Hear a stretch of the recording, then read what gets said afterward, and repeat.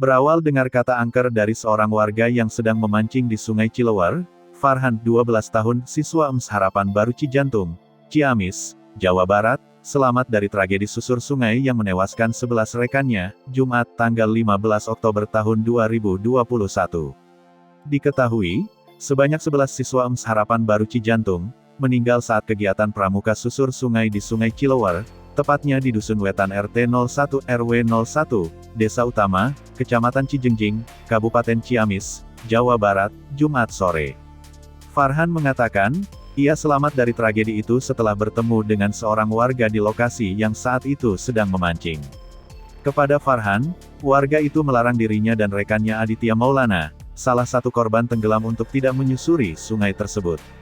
Selain itu, Farhan juga mengaku ada firasat tidak enak yang sangat kuat dalam hatinya sehingga ia memutuskan untuk kabur dalam kegiatan itu. Akhirnya, Farhan bersama dengan teman satunya kembali ke Kobong dan tidak ikut kegiatan susur sungai itu. Namun, korban Aditya Maulana tetap melanjutkan kegiatan itu hingga ia menjadi salah satu korban dalam peristiwa tersebut. Sementara itu, orang tua Farhan, Turman, bersyukur anaknya tidak ikut kegiatan susur sungai saat kegiatan pramuka sehingga ia bisa selamat.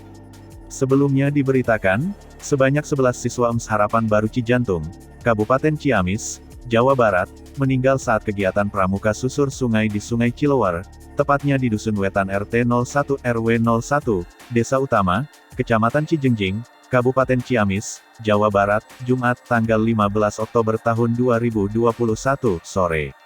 Korban meninggal terdiri dari 8 laki-laki dan 3 perempuan.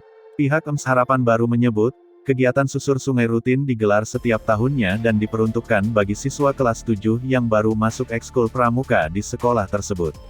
Pihak MTS mengklaim bahwa sudah melakukan survei lokasi sebelum kegiatan berlangsung.